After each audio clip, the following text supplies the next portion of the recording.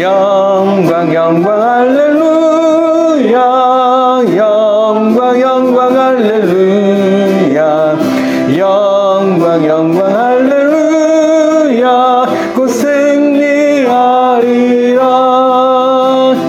마귀들과 싸울지라 죄에 벗은 형제여 고함치는 무리들은 흉한 악한 마음 무섭고도 더러운 죄 모두 떨쳐버리고 주 예수 붙들라 영광 영광 할렐루야 영광 영광 할렐루야 영광 영광 할렐루야 곧 승리하리라 이들과 싸울지라 죄에 벗은 형제여 구주 예수 그리스도 그 신발을 벌리고 너를 도와주시려고 서서 기다리시니 너서 나오라 영광 영광 할렐루야 영광 영광 할렐루야 영광 영광 할렐루야 또 승리하리라.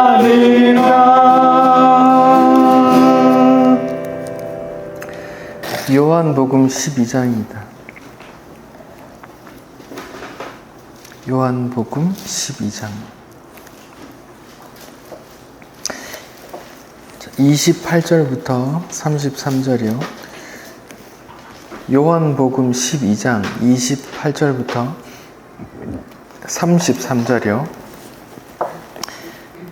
요한복음 12장 28절부터 33절까지요. 같이 읽겠습니다. 시작. 아버지여 아버지의 이름을 영광스럽게 하옵소서 하시니 이에 하늘에서 소리가 나서 이르되 내가 이미 영광스럽게 하였고 또다시 영광스럽게 하리라 하시니 곁에 서서 들은 무리는 천둥이 울었다고도 하며 또 어떤 이들은 천사가 그에게 말하였다고도 하니 예수께서 대답하여 이르시되 이 소리가 난 것은 나를 위한 것이 아니요 너희를 위한 것이니라. 이제 이 세상에 대한 심판이 이르렀으니 이 세상의 임금이 쫓겨나리라. 내가 땅에서 들리면 모든 사람을 내게로 이끌겠노라 하시니 이렇게 말씀하심은 자기가 어떠한 죽음을 죽을 것을 보이심이로라. 아멘. 네, 여기까지 읽겠습니다. 네, 저희는 지금 요한복음 그 전반부에 7가지 표적을 했고요. 후반부에 이제 예수의 죽음과 부활, 그 영광의 책이라는 부분을 하고 있어요. 네, 지난주에는 하나님께서 영광 받으심에 대해서 우리가 살펴봤습니다. 하나님께서 가장 영광 받으시는 일은 뭐죠? 네, 큰일 하는 거잖아요. 그게 아니라 했어요. 하나님께서 가장 영광 받으시는 일은 자기 아들이 십자가로 무언가를 이루는 그 일이라 그랬어요. 그게 하나님의 뜻이고 소원이기 때문이에요. 그래서 그 십자가로 인해서 자기의 자비, 긍휼, 사랑이 드러나고 또 그 십자가로 인해서 마귀를 멸하는 공의의 심판도 거기 있기 때문에 그래요. 아무튼 성경을 통틀어서 하나님께서 가장 영광 받으시는 장면이 예수 그리스도의 십자가라 그랬습니다. 참 아이러니하죠. 하나님께 가장 영광이 되는 그 장면이 인간 사회에서 보면 어떤 모습이에요? 예수라는 사람이 2000년 전에 살았던 예수라는 사람이 인간 사회에서 아주 심각한 유죄라는 판명을 받고 그냥 십자가의 형벌을 받아 사형당한 죄인이잖아요. 그런 인간 사회에서 보면 그냥 그런 극악무도한 사람들이 벌받는 그 십자가형에서 죽은 어떤 사형수의 그 정도인데 그것이 또 하나님께 가장 아름다운, 가장 영광된 일이라고 하잖아요. 이 아이러니라니까요. 이게 그 보통 사람, 이렇게 이성을 인지하고 곰곰이 믿으려고 하는 사람으로서는 도저히 받아들일 수 없는, 내가 왜 예수를 믿어야 되지? 라는 생각과 의문을 들게 하는 거란 말입니다.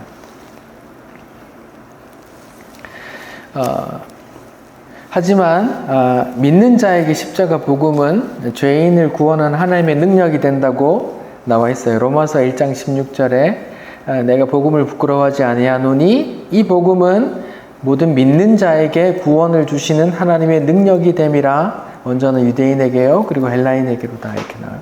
그러니까 복음은 믿지 않는 자들에게는 아무런 능력이 없고 그냥 이 세상의 리더가 되려고 하다가 실패한 리더, 뭐 그런 존재일 뿐이고, 믿는 자에게는 나를 지옥에서 천국으로 옮기는 하늘로 이어진 사닥다리로 같은 그런 영광과 능력이 있단 말입니다. 그러니까 우리가 하나님께 영광 돌리는 삶이 뭔가 물었을 때 십자가를 날마다 묵상하고 예수 죽음이 나에게 어떤 의미가 있는지 생각하고 감사하고 찬송하는 삶이 하나님께 영광 돌리는 삶이에요. 웨스트민스터 소요리 문답 1번이 뭐예요?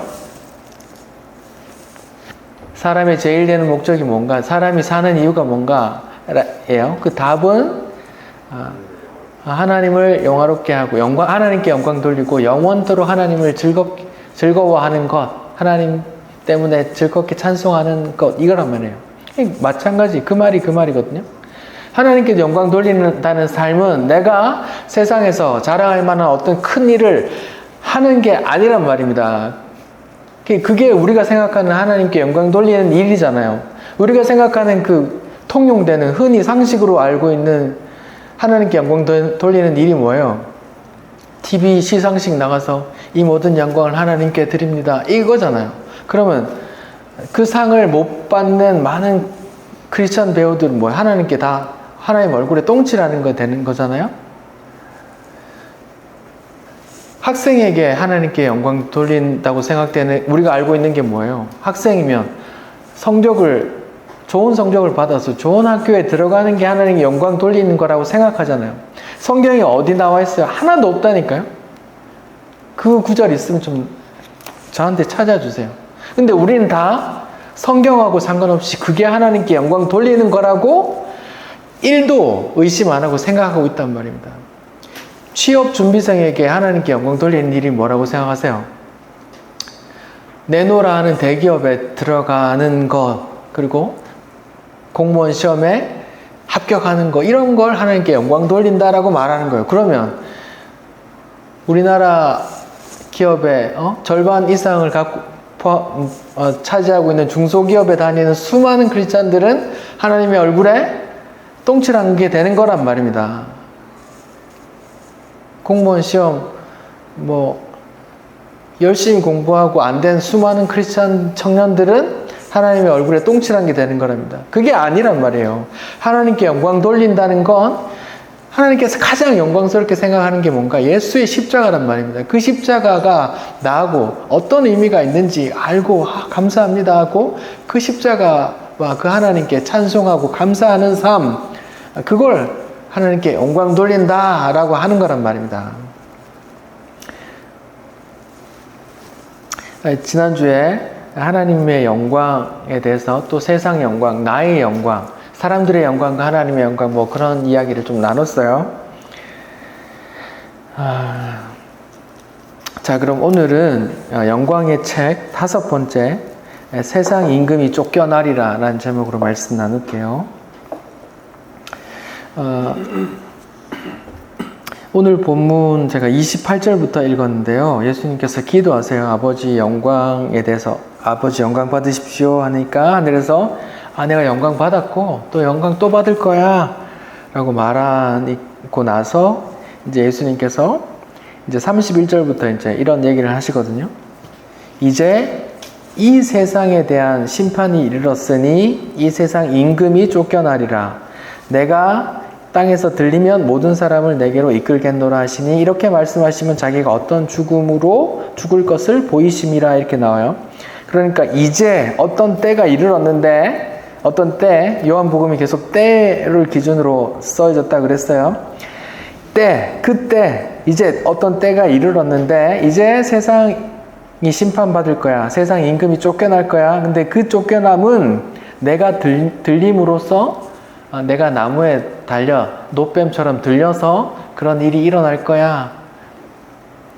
내가 십자가에서 죽을 텐데 그러면 그때 세상이 심판을 받을 거야. 그 심판의 내용은 세상 임금이 쫓겨날 거야. 이런 말이에요. 그러니까 제자들에게 하시는 말씀은 심판에 관한 내용이에요. 근데 가만히 생각해 보세요. 예수님 십자가 죽으실 때 세상이 심판을 받았고 뭐 세상 임금이 쫓겨난 어떤 사건들이 있어요. 우리는 예수님 십자가에서 죽은 지 대략 2000년쯤 되어 가고 있는 시점에 살고 있거든요. 저희가 지금 AD 2023년이거든요. AD라는 게 라틴어인데 뭐예요? 아노 도미니라는 라틴어예요. 예수 그리스도의 해 이런 말이에요. 그러니까 그 전은 뭐예요? BC라고 써요. Before Christ 이건 영어로 예수님 나기 전이고 AD는 그리스도의 해 이후에 이런 말이거든요. 말하자면 정확하지는 않지만 그리스도가 태어나신 이후에 어느 시점부터를 AD라고 한단 말이에요. 그럼 2000년이 지났는데 세상이 심판을 받았다는 느낌이 있으세요? 예수님 십자가 달릴 때 세상 임금이 어떻게 쫓겨난 일이 있었어요? 그럼 세상 임금은 누굴까요? 요한복음 16장 11절에 보면은 요한복음 16장은 이제 예수님께서 죽고 나서 성령을 보낼 거예요. 성령님이 오시면 뭐 어떻게 할 거야 이런 내용이 나왔거든요. 요한복음 16장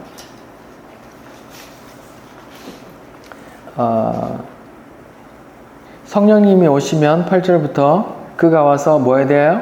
죄에 대하여, 의에 대하여, 심판에 대해서 세상을 책망할 것인데 죄라고 하면 그들이 나를 믿지 않는 것이고 의라고 하면 내가 아버지께로 다시 가는 것이고 심판에 대하여라고 하면 뭐라고 그래요? 세상 임금이 심판을 받았습니다. 이렇게 말해요. 이제 내가 죽고 나서 성령이 올 텐데 그 성령께서 이런 걸 이제 깨닫게 해줄 거야. 세상을 책망할 거야. 라고 하는 내용 중에 심판이 있는데 심판이 뭐예요? 세상 임금이 쫓겨났다. 똑같은 말을 또 하죠.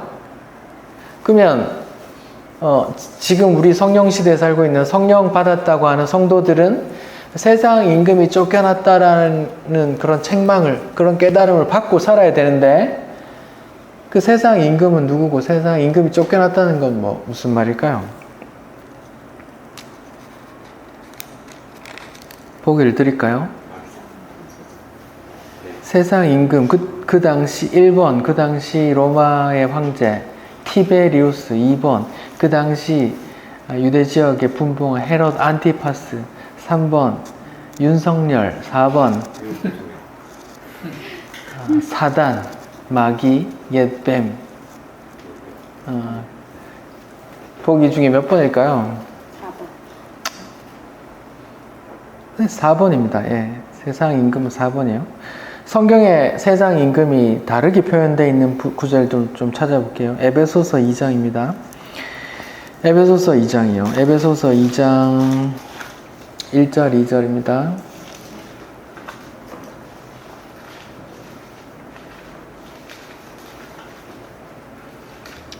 에베소서 2장 2절만 읽어볼게요. 에베소서 2장 2절 같이 읽어봅시다. 시작.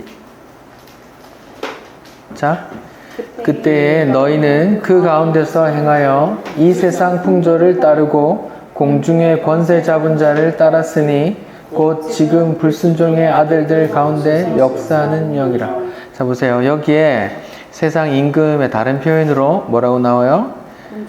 공중권세 잡은 자라고 나와요. 근데 공중권세 잡은 자라고 나오고 설명을 뭐라고 나왔어요? 지금 불순종의 아들들 가운데서 역사는 뭐래요? 영이라 나오죠. 공중권세 잡은 자가 우리 같은 사람, 이런 육을 갖고 있는 사람이 아니라 불순종하는, 믿지 않는 자들에게 역사하는, 믿지 않는 자들의 마음을 휘젓고 있는 영적인 존재라고 말해요. 세상 임금을 에베소서에서는 공중권세, 이 세상의 공중권세 잡은 자라고 말하고, 그를 설명하기를 믿지 않는 사람들의 마음을 막 뒤흔들고 지배하고 충동질하고 지배하고 있는 어떤 영적인 존재라고 말한단 말이에요. 근데 또 한 번 구절, 고린도 후서 4장 4절을 한번 찾아볼게요. 고린도 후서 4장 4절. 고린도 후서 4장 4절 같이 읽어볼게요. 시작. 그 중에 이 세상 신이 믿지 아니하는 자들의 마음을 혼미하게 하여 그리스도의 영광의 복음의 광채가 비치지 못하게 함이니 그리스도는 하나님의 형체라. 여기에 다른 표현으로 세상의 신이라는 표현이 나와요. 세상의 신이라는 존재가 어떻게 한다고요? 믿지, 세상의 신이 뭐예요? 믿지 아니하는 자들의 마음을 혼미하게, 마음을 가리고 지배한대요. 세상의 신, 아까는 공중권세 잡은 자, 아까는 공중권세 잡은 자가 불순종하는 자들의 가운데 역사하는 영이라고 말하고, 이번에는 고린도후서 4장 4절에는 세상의 신이라고 표현하고, 세상의 신이 뭐하는 사람이래요? 믿지 않는 사람들의 마음을 혼미케 한다. 이렇게 저렇게 유혹하고 지배한다. 이런 말이거든요. 이런 존재를 지금 성경에서 계속 다른 말로 말하고 있지만 다 같은 존재예요. 사단, 옛뱀, 용, 마귀, 이런 존재란 말입니다. 그러니까 세상 임금, 공중권세 잡은 자, 세상 신, 이건 다 같은 존재를 가리켜요. 근데 그 존재가 하는 일이 뭐예요? 믿지 않는 자의 마음을 지배하는 영적인 존재라고 말한다고요.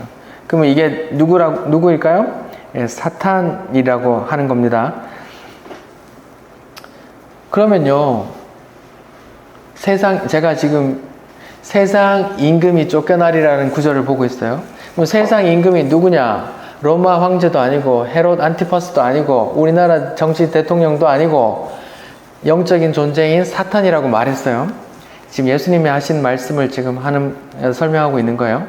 예수님께서 내가 십자가에 달리면 세상이 심판받고 세상 임금이 쫓겨날 거야 라고 말했어요. 그러면 예수님이 말한 그 세상 임금은 영적인 존재라고 했어요. 사단이라고 했어요. 믿지 않는 자들의 마음을 가리고 유혹시키고 혼미하게 하고 충동질하고 그런 영적인 존재를 세상 임금, 세상의 신, 공중권세 잡은 자라고 성경에서 조금 다르게 계속 반복해서 말하고 있단 말입니다. 그럼 여러분 동의하세요? 이 세상 임금이 사단이다. 이 세상을 지배하고 있는 존재가 사단이다. 여러분 동의하세요? 동의하세요? 어때요? 동의가 돼요, 이게? 이 세상 만물을 창세기에서 누가 지었다 그래요? 사단이 지었어요? 하나님이 지었다면서요? 그러니까 만물의 주인이 누구예요? 하나님인데 왜 예수님은 세상 신이, 세상 임금이 마귀라고 그래요? 잠깐만. 아담이 죄 때문에 잠깐 맡겠다고 누가 어디 그래요?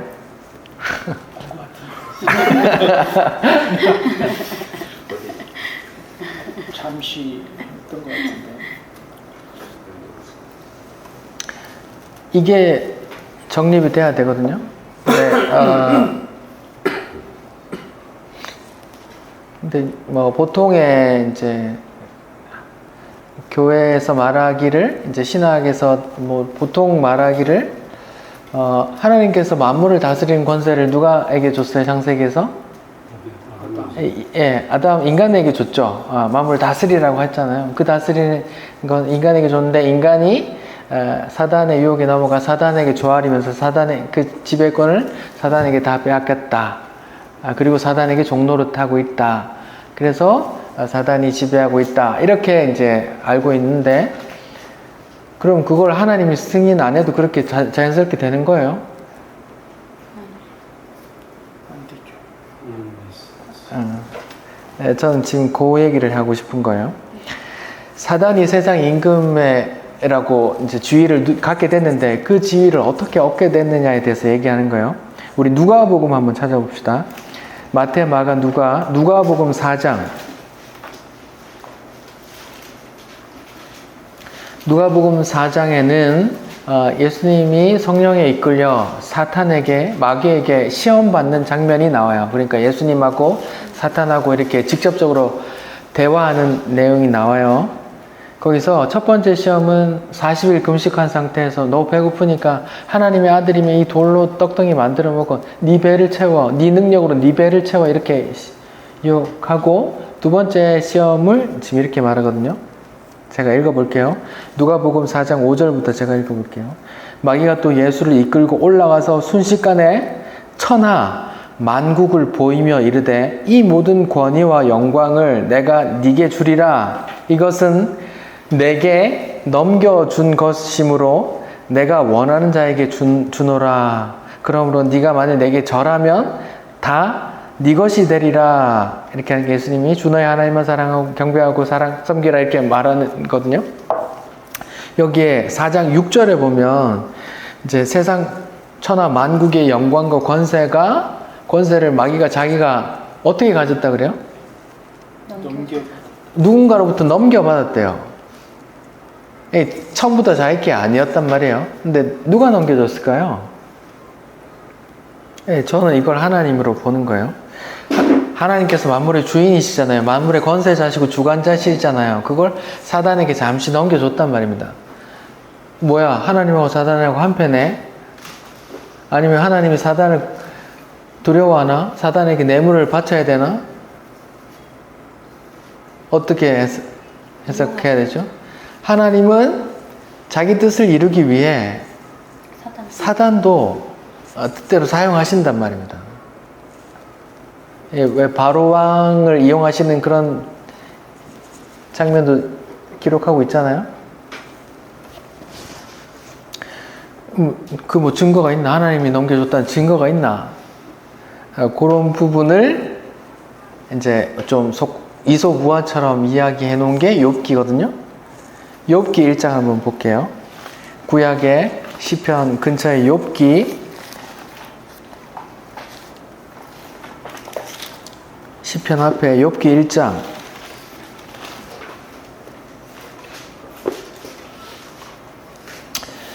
욥기 1장 6절부터 보면 이제 어떤 하늘의 이야기가 나오거든요. 하나님과 하나님의 아들들 그리고 천사와 마귀가 다 모여서 잠깐 얘기하는 장면들이 이소우와 같이 나와요.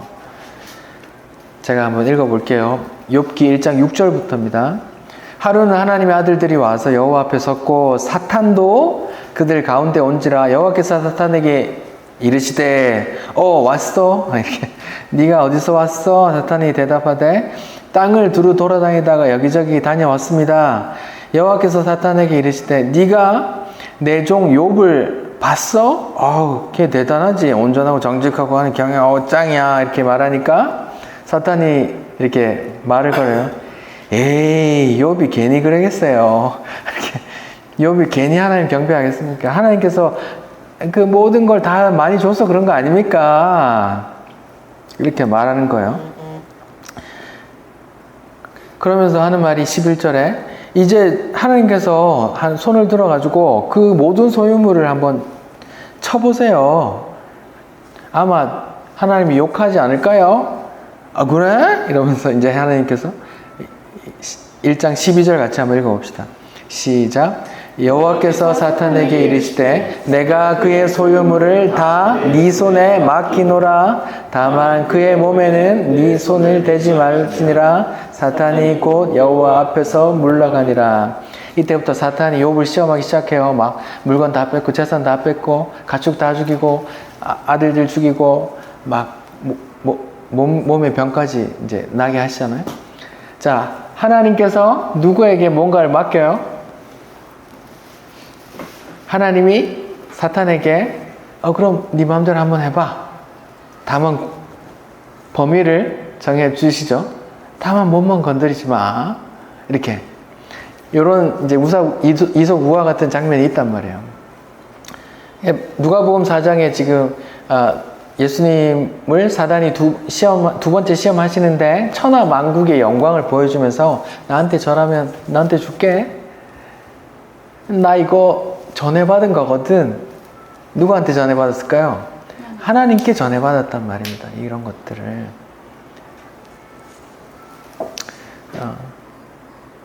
자, 그러면 제가 지금 세상 임금이 쫓겨나리라 해서 세상 임금에 대해서 지금 설명을 드리고 있어요. 세상 임금이 누구예요?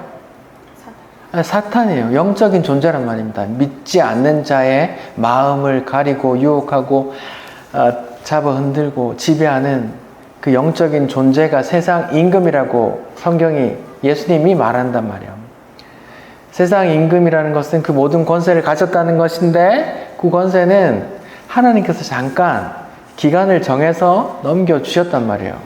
언제까지? 예수께서 십자가 지실 때까지, 또 예수님께서 최후의 재림에서 심판하실 때까지 그 기간 동안만 잠깐 기간을 설정해서 주셨단 말입니다.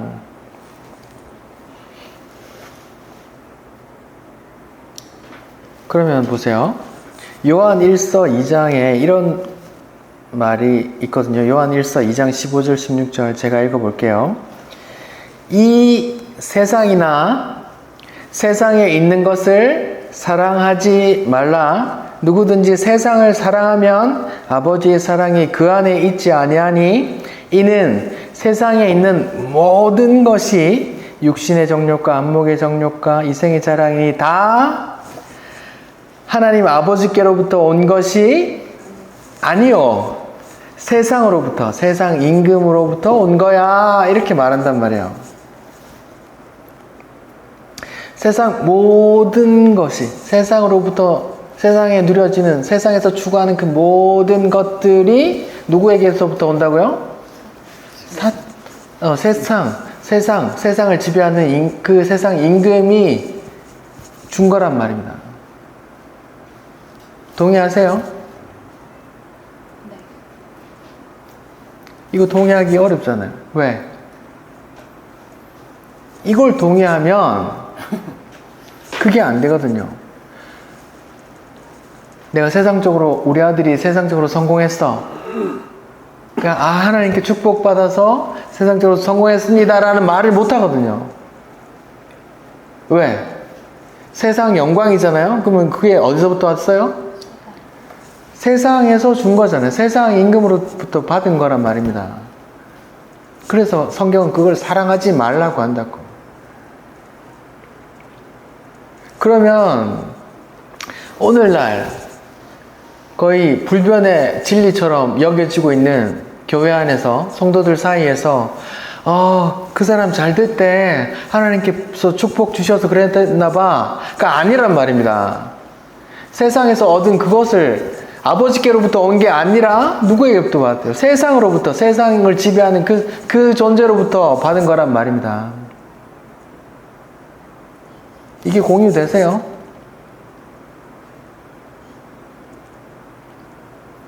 이거 인정하기 어렵거든요. 왜? 내가 세상으로부터 잘 인정받고 싶거든요. 그걸 하나님께 영광 돌린다고 생각하고 있었거든요. 그렇게 배워왔거든요. 그렇게 세뇌당해 왔거든요. 아니요. 그건 하나님 모르는 사람도 다 추구하는 거예요. 세상이 추구하는 거란 말입니다.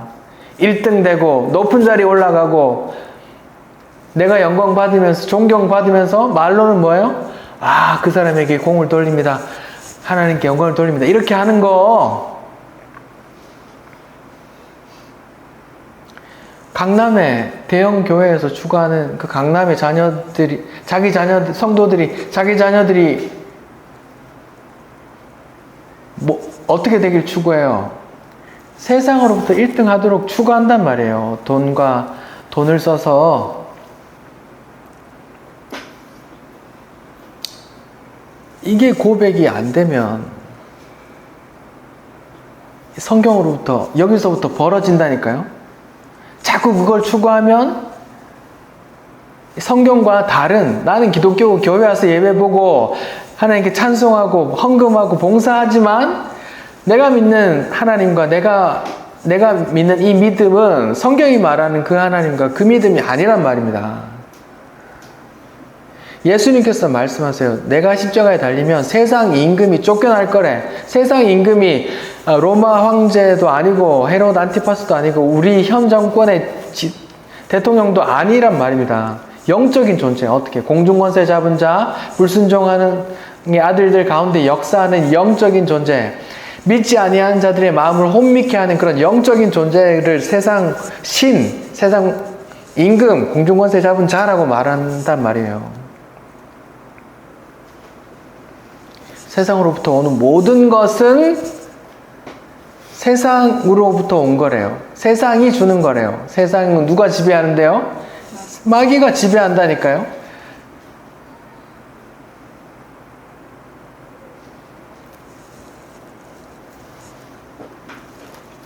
아주 중요한 거예요.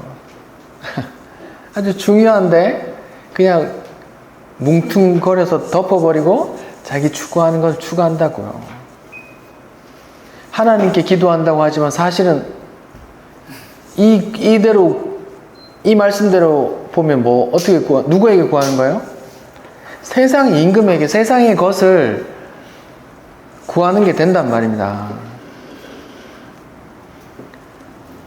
아니 그럼 목사님, 아니 그러면 그러면 니는 네 새끼 망해라고 할 거야? 뭐 어떻게 할 거야? 내가 언제 내 자식 망하라고 기도한다 했어요?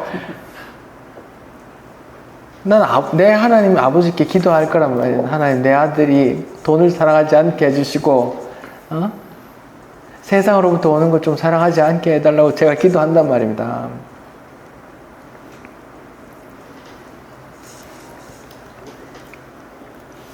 세상으로부터 오는 대표적인 게 뭐예요? 이거잖아요. 하나님께서 뭐래요? 예수님께서 하나님과 재물, 만몬, 그 돈, 재물을 겸하여 섬기지 말라. 섬길 수 없다고 했잖아요. 그 겸하여 섬기고 있는 거라니까요. 다 그렇게 구하고 있는 거라니까요. 말세의 징조 중에 뭘 사랑하고? 돈을 사랑한대요.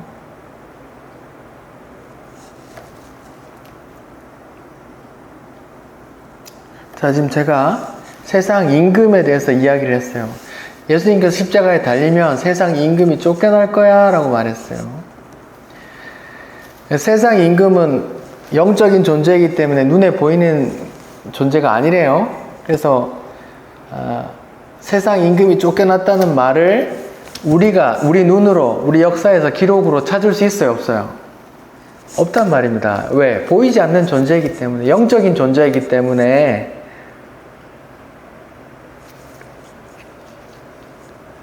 그럼 우리는 어떻게 알아요? 세상 임금이 쫓겨났다. 예수님 십자가 지실 때 세상 임금이 쫓겨났다. 이런 걸 어떻게 알아요? 네. 성경을 통해서 아는 겁니다. 성경을 통해서. 성경 어디에 있는데요? 예수님 십자가 지실 때 세상 임금이 쫓겨났다는 기록이 어디 있는데요?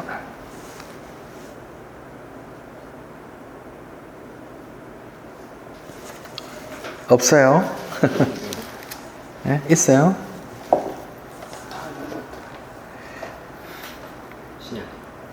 신약에.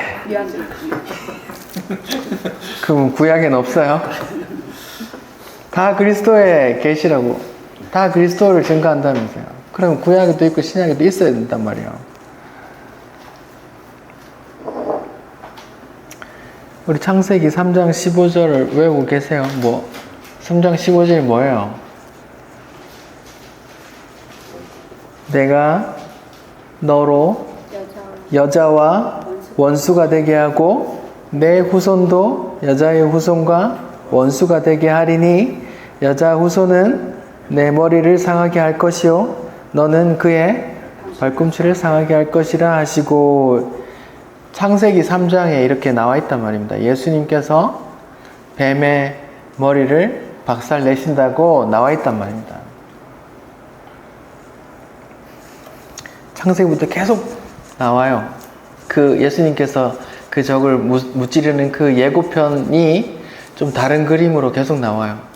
창세기 3장 15절에는 여자의 후손이 뱀의 머리를 밟는다고 이렇게 나와 있고, 출애굽 사건에서는 어떻게 나와요? 출애굽 사건에서는 세상 임금이 누구예요? 네, 애굽 왕을 하나님께서 묵사발 내서 또 아들의 어린 양의 피로 그걸 끌고 나가시잖아요. 끌고 나가실 때 그 바로 왕과 바로 군대를 어떻게 해요? 홍해에서 몰살시키시잖아요. 묵살 내신단 말입니다. 세상 임금을 그렇게, 구약에는 그런 그림으로 진짜 세상 임금이 나와서 그렇게 하나님이 세상 임금을 이렇게 묵살을 내는 그런 그림으로 나온다니까요. 만화처럼. 수많은 적들을 진멸하는 이야기 계속 나오잖아요. 반복해서. 사사시대 때 기드온 300용사가 미디안의 수많은 군대를 했더니 자기들끼리 막 싸우다가 죽어 이렇게 하고 말이에요. 아브라함, 이삭의 이야기로, 또 요셉의 이야기로, 또 히스기야 왕 때 아수르 군대 18만 5천 명을 하루아침에 송장으로 만드시거든요. 그런 세상 임금을 묵사발 내는 그런 그림들이 다 예수 그리스도께서 하시는 그 일을 다 예표하고 있는 거란 말입니다. 그런 사건들도 그냥 단순히 열왕기 왕들의 이야기구나가 아니라 구약도 신약도 다 예수를 증거하는 책이라면서요. 그런 게 다 예수께서 나중에 사단을 멸하실 그런 영적인 사건들을 그렇게 드러나는 이야기로, 사람들 눈에 보이는 이야기로 그렇게 해주시는 거란 말입니다.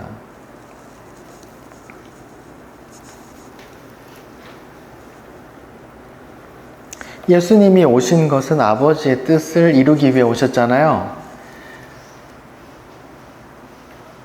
성경은 하나님의 뜻이 기록된 책이고 성경의 주인공은 예수고, 그럼 성경의 주인공인 예수께서 하나님의 뜻을 다 이루었다는 거잖아요. 다 이루었다 언제 말해요?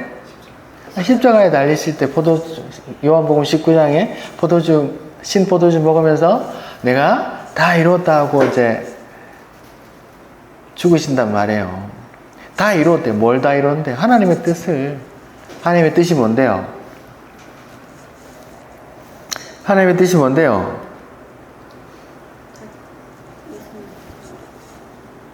하나님의 뜻 몰라요? 예수님 십자가에 지는 하나님의 뜻. 네.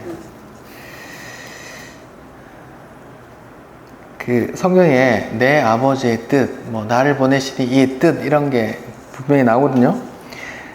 제가 읽어볼게요. 요한복음 6장 40절이요. 내 아버지의 뜻은 아들을 보고 믿는 자마다 영생을 얻게 하는 것이니 마지막 날에 내가 살리리라. 이렇게. 내 아버지의 뜻은 뭐예요? 아들을 믿는 자마다 영생을 얻게 하는 것. 내 아버지의 뜻은 예수를 믿는 자를 구원하는 일이고, 또 아버지의 뜻은 뭐예요? 사단을 아들로 인해서 심판하는 거란 말이에요.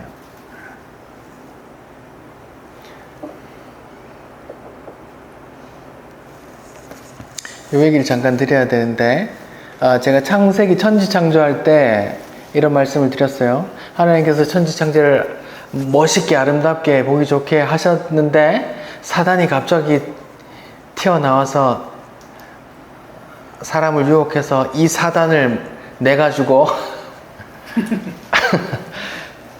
갑자기 하나님이 구랴구랴 어떤 방법, 그 대책을 마련해서 이렇게 이런 일들을 해나가는 게 아니라고 했잖아요. 창세기를 할 때 종말이 심판이 창조를 앞선다라고 말했단 말이에요. 하나님의 창조하실 때는 이미 이 창조의 물에 이 세상의 소멸, 종말을 이미 계획하시고 이걸 만드셨단 말이에요. 야, 이건 언제까지 내가 유지해야지? 언제까지 이거 유지해야지? 이렇게 하고 만드셨단 말이에요. 베드로후서에 뭐라고 나와요? 이것을 이 세상은 불로 불사르기 위해서 잠시 보존되어 있다고 하잖아요. 하나님은 처음부터 사단을 심판하고 자기 백성을 구원하는 그 뜻을 가지고 이 세상은 내가 그때 사단 심판할 때 멸해야지, 새 하늘과 새 땅을 내가 펼칠 거야 라고 그 종말의 이미지를 갖고 이미 만드신 거지. 창조할 때 완전하게 창조했는데 사단이 망쳐놨네. 아이씨, 다시 이게 어떻게 해야 되지? 이거 어떻게 해야 되지? 이렇게 계속 일을 써나가시는 분이 아니란 말이에요. 그럼 전지전능한 하나님이 아니잖아요. 사단이든 인간에 의해서 하나님의 뜻이 막 개판되는 그런 하나님은 전지전능한 하나님이 아니잖아요. 하나님은 그 모든 것을 다 계획하시고 사탄도 인간의 죄도 자기 뜻을 이루기 위해 도구로 쓰신단 말입니다.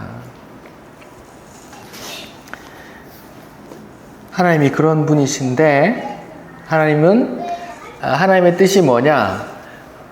자기 백성을 구원하고 사단을 심판하고, 반대로 바꿔서 잠시 이 세상을 지배하라고 했던 그 세상 임금을 멱살을 흔들어서 감옥에 쳐놓고 사단의 종으로 억눌려 있던 내 백성을 빼내고 사단의 그 존재들 다 같이 멸하려고 하시는 게 하나님의 뜻이란 말이에요. 그 하나님의 뜻을 자기 백성 구원하고 사단 세력을 멸하는 그 하나님의 뜻을 십자가에서 예수님이 뭐 했다고요? 다 이루셨다고 하는 거란 말입니다. 그럼 다 이루셨어요. 그럼 다 이루셨던 그걸 우리가 어떻게 알 수 있냐? 이게 문제란 말입니다. 세상 임금이 쫓겨났다는 거 우리가 어떻게 알 수 있냐?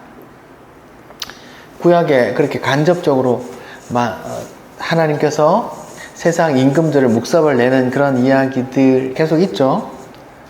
그것도 물론 그 계시고 예언이지만 좀 더 구체적으로 잘 기술되어 있는 게 어디일까요? 네, 요한계시록에 그런 게 있단 말입니다. 요한계시록 1장을 한번 볼까요? 요한계시록, 이 성경책의 제일 마지막 책인데요.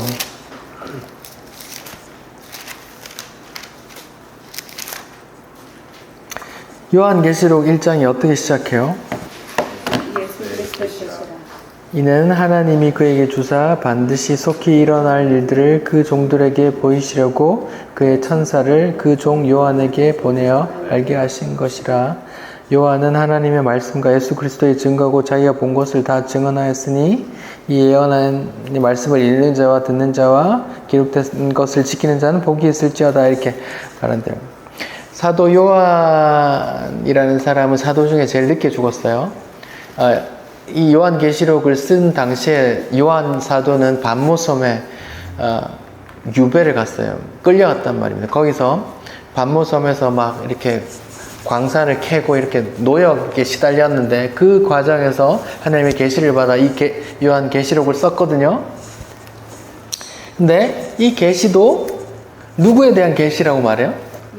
예수 그리스도에 대한 계시래요. 왜? 예수 그리스도 이야기가 하나님의 뜻이니까 그래요. 그래서 이 요한계시록의 해석이 여러 가지 있고, 천년왕국에 관해서만 전천년설, 무천년설, 후천년설, 세대주의 전천년설, 이런 게 많이 있단 말이죠. 네, 그런 입장이 여러 가지 있지만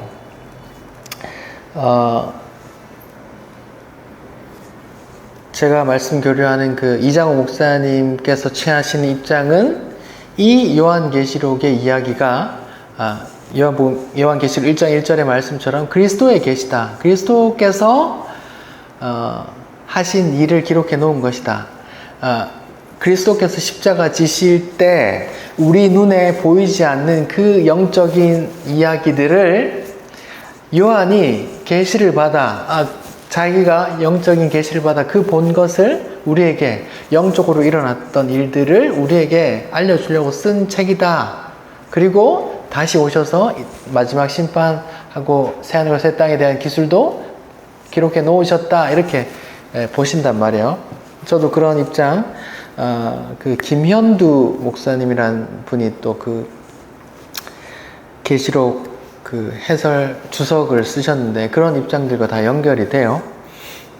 그러니까 요한계시록도 장차 일어날 일에 관해서만 쓴 게 아니라 그리스도의 계시라고 나오잖아요. 그러니까 요한계시록 20장 3절까지가 그리스도께서 십자가에서 하신 일들이 나와 있다. 이렇게 이제 보시는 거예요. 요한계시록 20장 3절까지는 요한계시록 2장 3장은 7교회에 대한 편지가 나오고요. 4장부터 20장까지는 뭐가 나와요? 심판이 나와요. 심판이 뭐의 심판이? 나팔 대접, 7 심판, 7 나팔 심판, 7 대접 심판이 이렇게 각각 조금씩 다른 그림으로 다른 카메라가 비추듯이 이렇게 입체적으로 계속 반복된 사건을 이렇게 3번 이렇게 비춰주신단 말이에요. 그걸 나팔 인을 떼시는 분이 예수기 때문에 예수님의 말로, 예수님의 시각에서, 또 나팔은 성령의 입장에서, 또 뭐 대접은 하늘에서 쏟아붓는 그 하나님의 진노, 하나님의 입장에서 이렇게 말하자면 그렇게 본 거야. 이렇게 이제 보는 입장이거든요. 그러니까 7 나팔, 7 대접의 그 심판의 이야기도 그리스도께서 십자가에서 이루신 일이다. 이렇게 보는 거예요. 한번 볼게요. 요한계시록 12장을 한번 봅시다. 요한계시록 12장.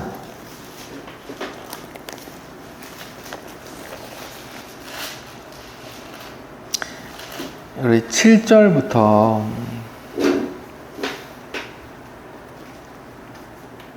11절까지 한번 읽어볼게요.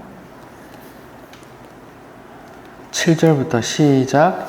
하늘에 전쟁이 있으니 미가엘과 그의 사자들이 용과 더불어 싸울새 용과 그의 사자들도 싸우나 이기지 못하여 다시 하늘에서 그들이 곳을 얻지 못한지라.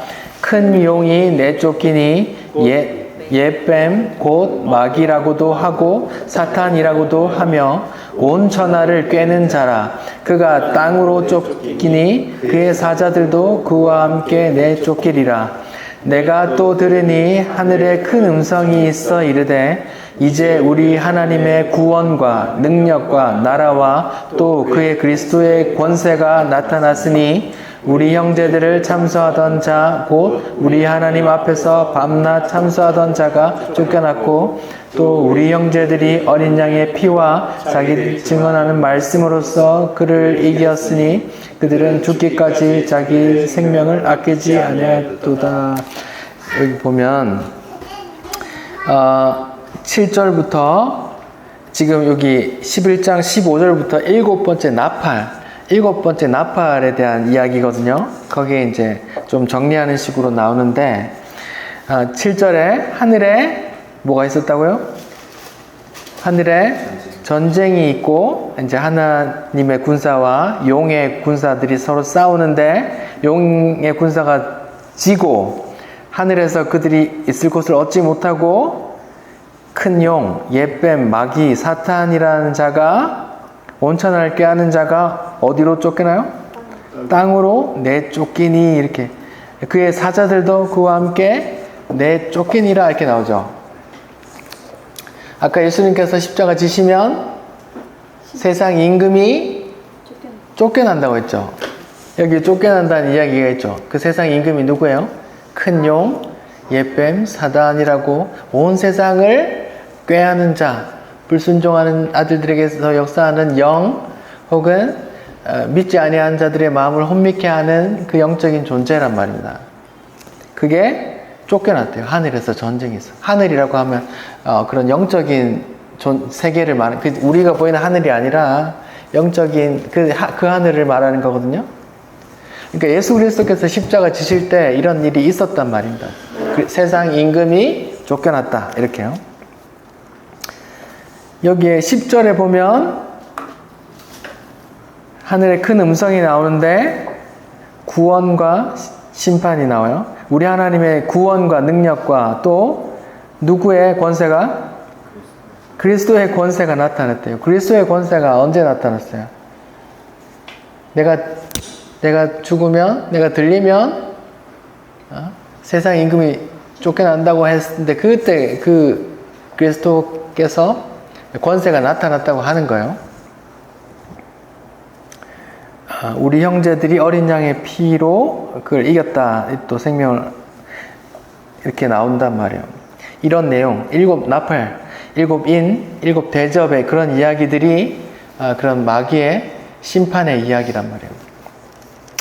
여기 12장 머리글에 보니까 여자와 용 이렇게 나오죠. 용, 그 사단의 이야기고. 자, 다시 좀 뒤로 넘겨서 요한계시록 17장, 18장은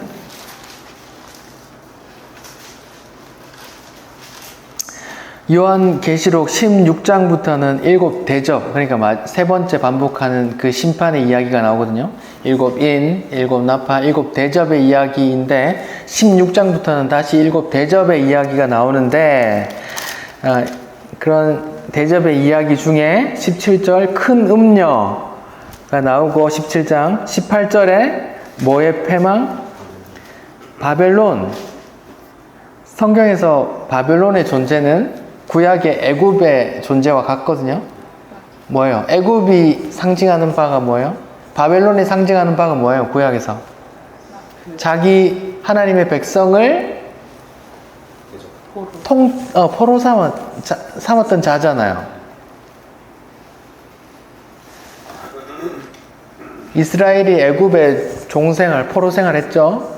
이스라엘이 바벨론의 포로였단 말이에요. 종생활 했단 말이에요. 하나님께서 애굽과 바벨론을 묵사발 내고 자기 백성을 취하는 이야기가 구약에서부터 계속 반복되는데 이게 요한계시록에도 나온단 말입니다. 7 대접의 이야기 속에 그 애굽의 바로 왕, 바벨론 왕, 그 존재들은 다 자기 백성을 종 삼고 있는 그 사단의 존재, 세상 임금을 가리키는 구약의 모형들, 그림자들이란 말입니다. 그러니까 구약의 출애굽한 내용도 출바벨론 하는 이야기들도 다 하나님의 뜻을 나타내는 그런 그림자의 이야기란 말이에요. 모형으로. 하나님의 뜻이 뭔데요? 내 아들을 통해서 이 세상 임금을 묵사발 내고 심판하고 내 백성을 내가 구해올 거야. 이런 이야기예요. 그래서 오늘 본문에 내가 들리면 내가 사람들을 내게로 이끌리라 말하고 또 세상의 심판이 임했는데 세상 임금이 쫓겨나리라 이렇게 말한단 말이에요. 그 이야기가 또 예수님께서 어떤 이야기로 나와요?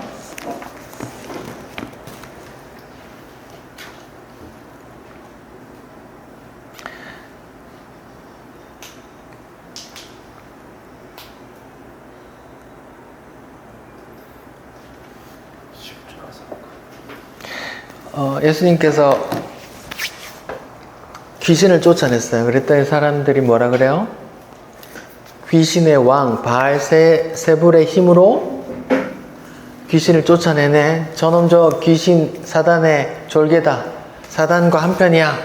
이렇게 말하잖아요. 그러니까 예수님이 뭐라 그래요? 같은 집안에서 그렇게 싸우면 쓰나? 어? 내가 성령의 힘으로 귀신을 쫓아내면 하나님의 나라가 임한 거다 라고 하면서 뭐라 그래요? 내가 강한 자를 결속하고 그 세간을 내가 빼올 거라 이런 말을 하잖아요. 그러니까 예수님께서 공생의 기간에 귀신을 쫓아내는 이야기도 그 하나님의 뜻의 모형이란 말이에요. 예수께서 십자가 지심으로 이 세상 임금을 묵사발 내고 내가 거기에 세간, 그 종되었던 내 백성을 끄집어내겠다는 그 이야기를 하고 있는 거란 말입니다. 그 이야기 모르고 지금 죽게 한다고 세상 마귀 쫓아낸다고 하고 있는 것들은 다 하나님의 뜻도 모르고 복음도 모르고 예수를 모르는 사람들이란 말이에요.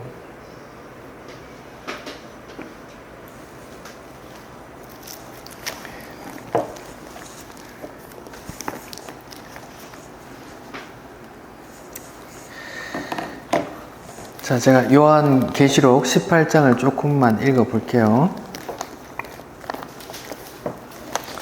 바벨론 심판이에요. 바벨론 세상 임금을 말하는 거고, 세상 임금은 사단을 가리키는 거예요. 이제 이일 후에 다른 천사가 하늘에서 내려오는 것을 보니 큰 권세를 가졌는데 그 영광으로 땅이 환하여지더라. 힘찬 음성으로 외쳐 이르되 무너졌도다 무너졌도다 큰 성 바벨론이여 귀신의 처소와 각종 더러운 영이 모이는 곳과 각종 더럽고 가증한 새들이 모이는 곳이 되었도다. 이러면서 그의 존재들을 얘기하고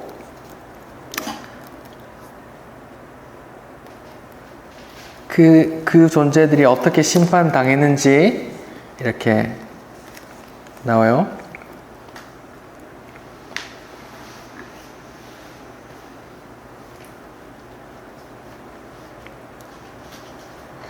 십 18장 16절부터요. 이르되 화이토다 화이토다 큰 성이여 세마포 옷과 자주 옷과 붉은 옷을 입고 금과 보석과 진주로 꾸민 것인데 그러한 부가 한순간에 망하였도다. 모든 선장과 각처를 다니는 선객들과 선원들과 바다에서 일하는 자들이 멀리 서서 그가 불타는 연기를 보고 외쳐 이르되 이 큰 성과 같은 성이 어디 있느냐 하며 티끌을 자기 머리에 뿌리고 울며 애통하여 이르되 화이토다 화이토다 이 큰 성이여 바다에서 배에 부리는 모든 자들이 너의 보배로운 상품으로 치부하였더니 한순간에 망하였도다. 하늘과 성도들과 사도들과 선지자들아 그로 말미암아 즐거워하라. 하나님이 너희를 위하여 그에게 심판을 행하셨음이라. 이에 한 힘센 천사가 큰 맷돌 같은 돌을 들어 바다에 던지며 이르되 큰 성 바벨론이 이같이 비참하게 던져져 결코 다시 보이지 아니하리라 하면서 이제 심판한 내용을 계속 나온다고요. 이런 그림들이 다 예수께서 십자가를 지실 때 그 하늘에서 영적인 세계에서 일어났던 일들을 요한이 꿈을 보고 계시를 환상을 보고 이게 이런 거구나 하고 썼고 우리는 성령을 통해서 이게 그리스도께서 십자가 지실 때 우리 눈에 보이지 않지만 영적으로 그 하늘에서 이런 일 용이 쫓겨나고 바벨론이 심판받고 이런 이야기로 계속 우리에게 반복해서 써주신단 말입니다. 이해가 되세요? 어렵고 졸리시죠? 제가 영상에 담으려고 계속 여러분 힘드시는데 계속 제가 쉬지 않고 말하는 거예요. 영상에 담아 놓을 테니까 여러분 계속 반복해서 들으십시오.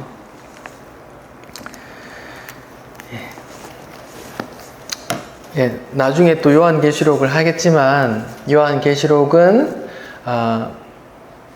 그리스도의 계시라고 하잖아요. 그리스도께서 십자가에서 이루신 일, 우리 눈에 보이지 않았지만 십자가 달리실 그때 하늘에서는 이런 일이 있었다라고 이제 보여주시는 그 책의 이야기란 말입니다.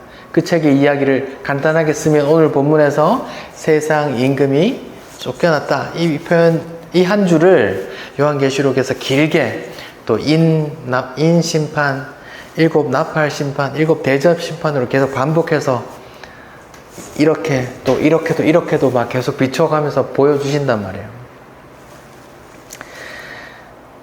예, 여러분 지루하시고 뭐 괴로운 것도 아는데 제가 여러분에게 이런 것들을 전해야 되는 제 마음도 이해해 주시고 어려우시면 반복해서 좀 들어주세요. 예.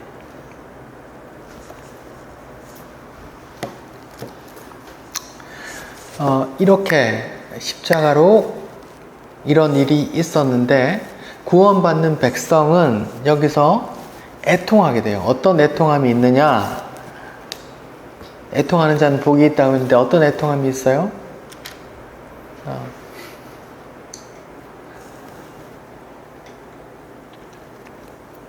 그 애통함이 사도행전 2장에 나오거든요. 우리 졸리니까 같이 한번 읽어봅시다. 사도행전 2장이요. 마태, 마가, 누가, 요한. 사도행전 2장.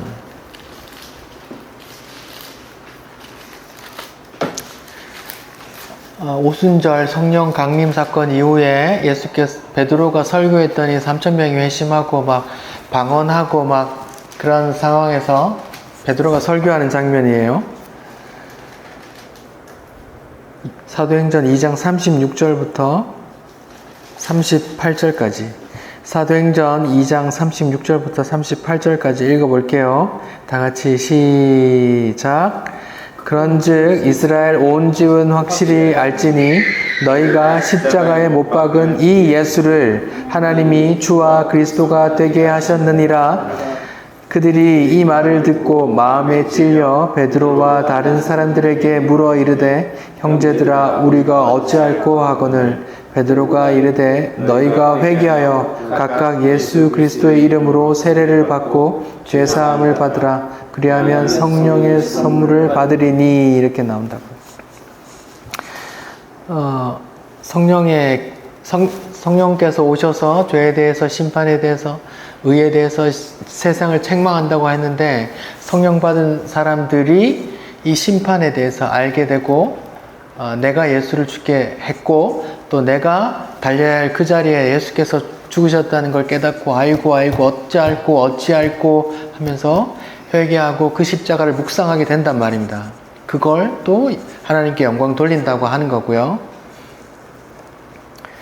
그 애통함이 성도들에게 있단 말이에요. 내 죄에 대한, 또 내가 예수를 죽게 했다, 또 내가 죽어야 될 자리에 그 예수가 죽었네 하고 깨닫게 된단 말이에요.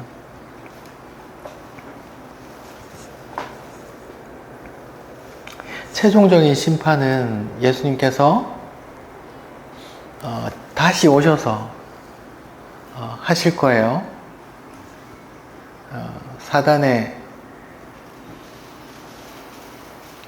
사단을 무적행해서 잠시 1000년이 지난 후에 사단을 무적행해서 잠깐 풀어주고 사단의 무리가 다 연합하여 성도를 죽이려고 올 때 하나님과 전쟁하려고 할 때 하나님이 그때 이제 한순간에 예수님께서 그 한순간에 진멸하실 거란 말이에요.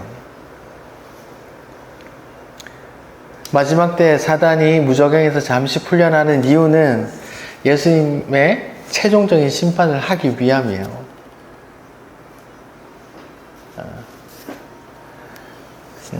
그 천녀왕국에 대해서 7년 대환란에 대해서 휴거에 대해서 공중 휴거가 어떻고 지상 재림이 어떻고 공중 재림이 어떻고 그런 이야기들이 있는데 그런 거 나중에 자세히 설명해 드릴게요.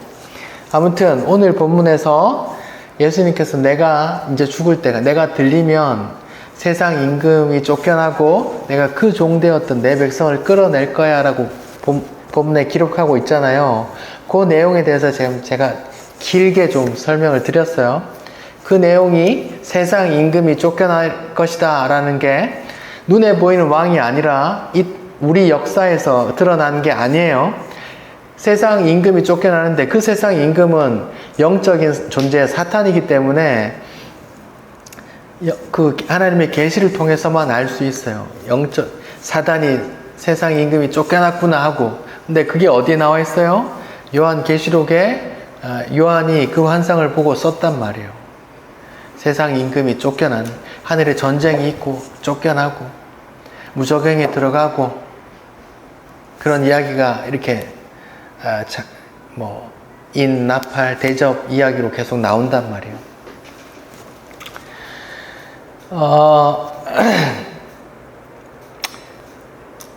요한복음 12장 31절에 세상 임금이 쫓겨나리라 하는 본문을 두고 이렇게 길게 설교하는 사람이 없을 거예요. 죄송합니다만 그래도 여러분께 말씀드려야 할 걸 말씀드리는 거예요. 그래서 저는 영상으로 담아 놓으려고 해요. 그 일이 지금 있었단 말이에요. 그러면 지금도 여전히 사단이 지고 있는 것 같은데, 맞아요. 사단이라는 우두머리가 예수님이 머리를 깨고 무저갱에 가두었지만 그 사단을 추종하던 세력들이 지금 여전히 세상의 왕들로, 지배자로, 부자들로 그렇게 있단 말이에요. 그래서 그들이 이 땅을 줬다 폈다 하고 성도들을 이렇게 또 환난을 준단 말이에요. 근데 이것 또한 하나님께서 계획하셨는데 왜?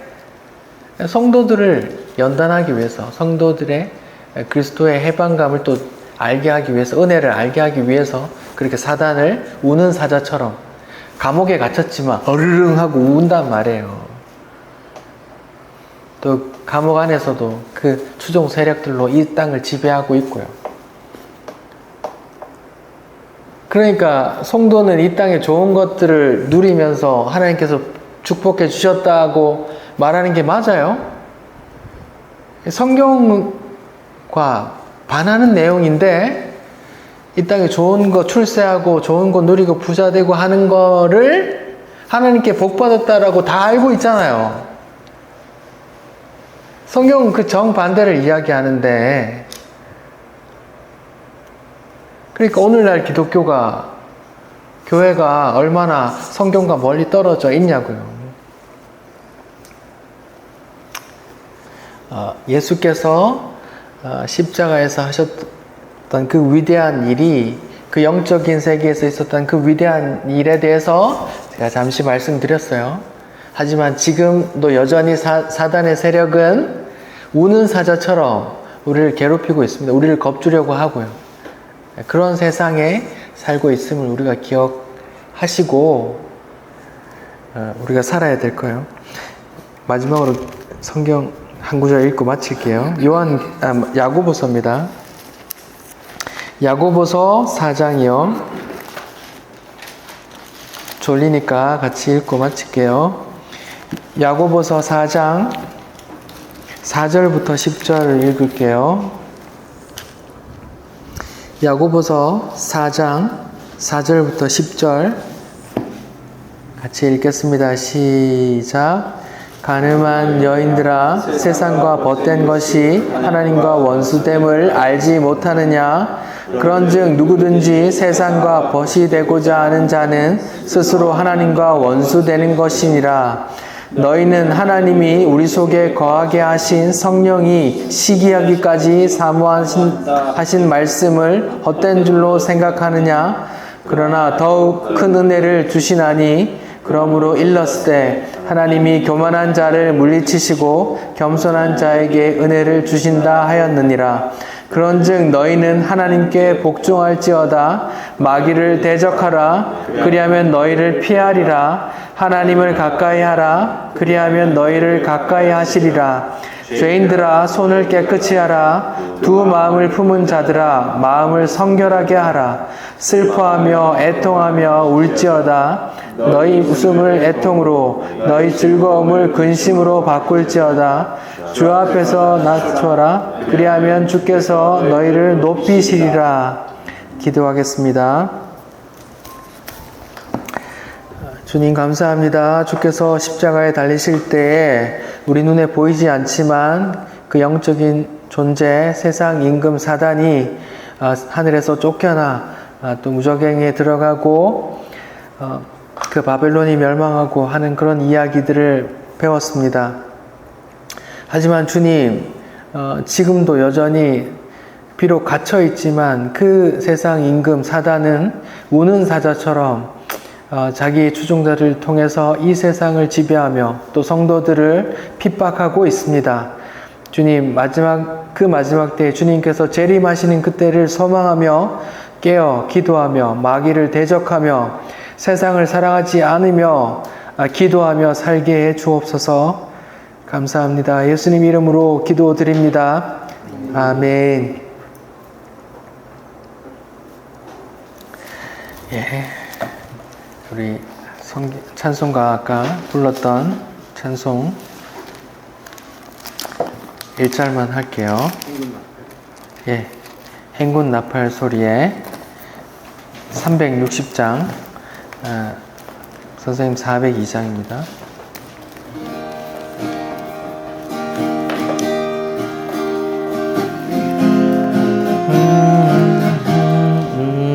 행군 나팔 소리에 주의 호령 났으니 십자가의 군기를 높이 들고 나가세.